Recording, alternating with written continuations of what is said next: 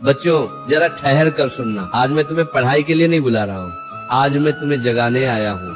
आज का सबसे बड़ा संकट ये नहीं है कि सिलेबस बड़ा हो गया है, संकट ये है कि मन छोटा हो गया है, धैर्य खत्म हो गया है, एकाग्रता मर गई है और विद्यार्थी भीतर से हार मान चुका। आज का छात्र किताब से नहीं डरता, वो अपने ही मन से डरने लगा है। मुझसे नहीं होगा, बहुत देर हो गई, दूसरे मुझसे आगे हैं। आज मैं तुम्हें कोई साधारण मोटिवेशन नहीं देने आया हूँ, आज मैं तुम्हें भगवत गीता की आग देना चाहता हूँ। वही आग जिसने अर्जुन को रणभूमि में खड़ा कर दिया था, वही आग जो थके हुए मन को फिर से खड़ा कर देती है। आज का विद्यार्थी हार इसलिए नहीं रहा कि उसमें बुद्धि नहीं है, हार इसलिए हो रही है क्योंकि मन टूट गया है, डर से, तुलना से, असफलता से और आलस्य से। और ठीक इसी स्थिति में अर्जुन भी खड़ा था, धनुष हाथ में था, लेकिन मन कांप रहा था। और तब श्री कृष्ण ने एक ही बात कही, हे अर्जुन, ये कायरता तुझे शोभा नहीं देती।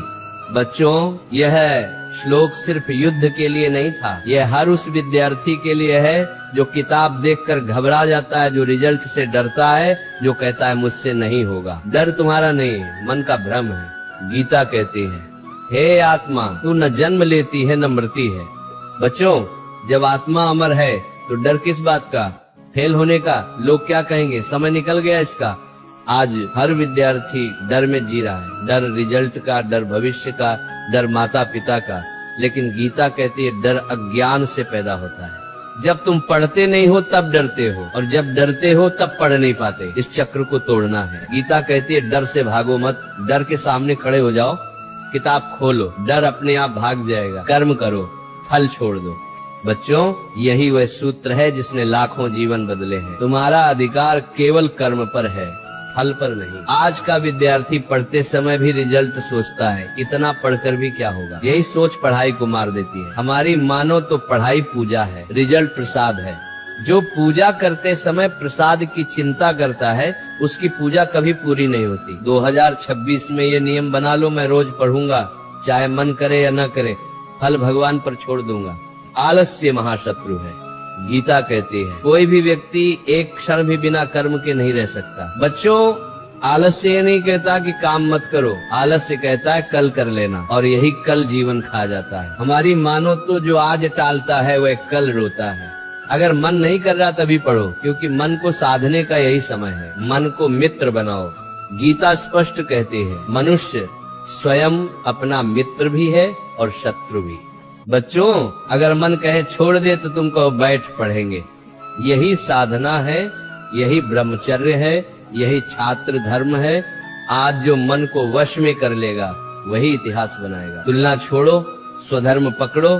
अर्जुन को भी डर था, मेरे सामने भीष्म है, द्रोण है। श्री कृष्ण ने कहा स्वधर्मे निधनम श्रेय, अपने मार्ग पर चलना ही श्रेष्ठ है।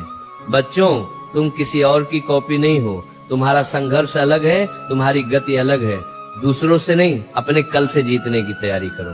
ब्रह्म मुहूर्त और अनुशासन। गीता योग का ग्रंथ है और योग का पहला नियम है अनुशासन। जो विद्यार्थी देर से सोता है, मोबाइल में डूबा रहता है, वो गीता नहीं समझ सकता। 2026 में अर्जुन बनना है तो जीवन में नियम लाओ। सुबह जल्दी उठो, एक समय पढ़ो, एकाग्रता से पढ़ो। अनुशासन ही आत्मविश्वास बनता है। असफलता परीक्षा है, अपमान नहीं। गीता कहती है समत्वम योग उच्यते, सफलता और असफलता में संभाव। नंबर कम आए तो टूटो मत, असफल हुए तो रुकना मत। जो गिरकर उठ गया वही साधक है। ज्ञान अग्नि है, ज्ञानाग्नि ही सर्व कर्माणि भस्मसात् कुरुते। ज्ञान अग्नि है जो सब जलाकर शुद्ध कर देता है। पढ़ाई सिर्फ नौकरी के लिए नहीं है, पढ़ाई आत्मा को तेज करने के लिए। जब ये भाव आ जाएगा तो पढ़ाई बोझ नहीं रहेगी। श्रद्धा ही शक्ति है। जिसके पास श्रद्धा है वही ज्ञान पाता है। अपने ऊपर श्रद्धा रखो, अपने प्रयास पर श्रद्धा रखो। भगवान मेहनती बच्चों का साथ कभी नहीं छोड़ते। ध्यान और मौन, गीता ध्यान का मार्ग है। रोज 10-15 मिनट आंख बंद करके बैठो, अपने विचारों को देखो। ध्यान से मन साफ होता है, साफ मन में ज्ञान टिकता है।